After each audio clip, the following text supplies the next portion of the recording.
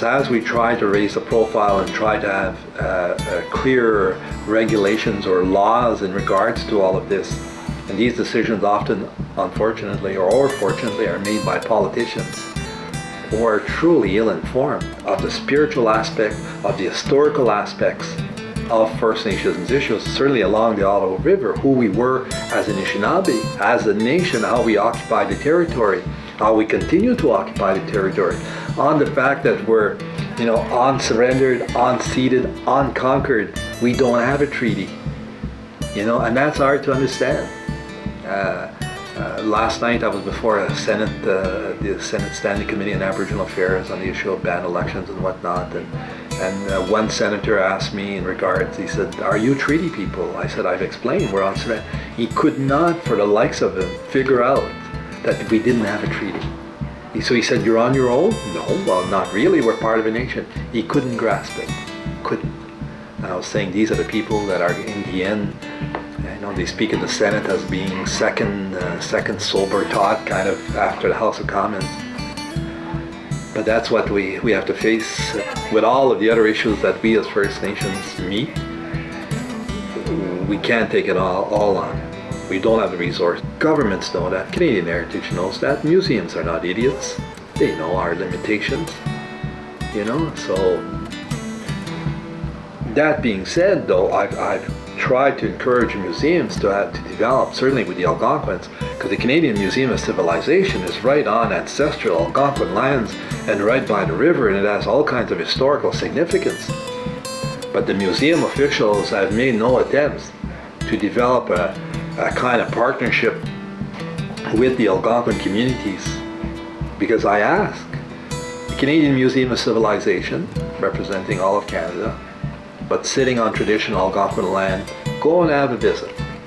You tell me when you go to the Grand Hall what you're going to see. You're going to see West Coast. Why would there not be? Why should there not be? The Algonquin people on whose land the museum is situated. As First Nations, we don't sit on these boards. I mean, the chances of having an Algonquin, I know there's a few other First Nations people from out west, an Algonquin from this area on there is virtually remote. It's not impossible, but it's not happening. So we're not part of those circles of these elite people. So, and again, we have so many things on our plate. We address the Wezo Rock or the repatriation on a sometimes not a very timely kind of thing, but they're critical. It's a reclaiming of our spirit. All of these things of saying they need to be restored or repatriated, or we'll explain the artifacts that are found from our perspective, because even the archaeologists sometimes are trying to understand what they were for or the language behind it, and because they don't have the Algonquin language, they try to figure it out. We often bring things to our elders who use language, Algonquin language, in a way that just brings it into focus. But unfortunately, these experts do not often think that coming to our elders to get that knowledge is of any value. And not only that, when they do come, this is my take on it, they give little credit to this ancient knowledge that these elders have continued to pass on. And they then seek it and get it and become the experts, making it sound like they always had this knowledge. It came out of thin air. Our elders are often exploited that way, because our elders are most gentle and open and respectful. I'm less so, because I get angry at that, get very frustrated at it, but then they're open.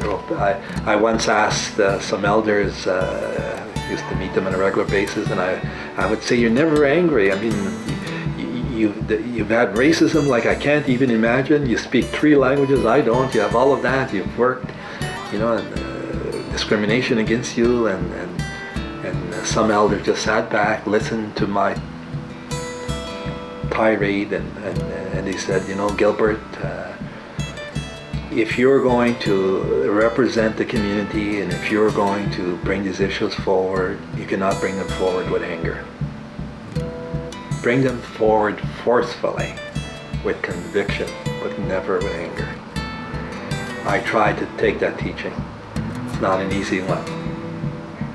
knowing what I see, knowing what I know, knowing what I've learned, and knowing that I am a descendant of a first peoples, indigenous people that walked this land.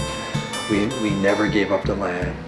We have teachings and responsibilities that we must never forget to the best of our ability. We have our failings also that we must never forget. We have certain duties that when we're able to do them, we carry them out. Yep. And that's the story.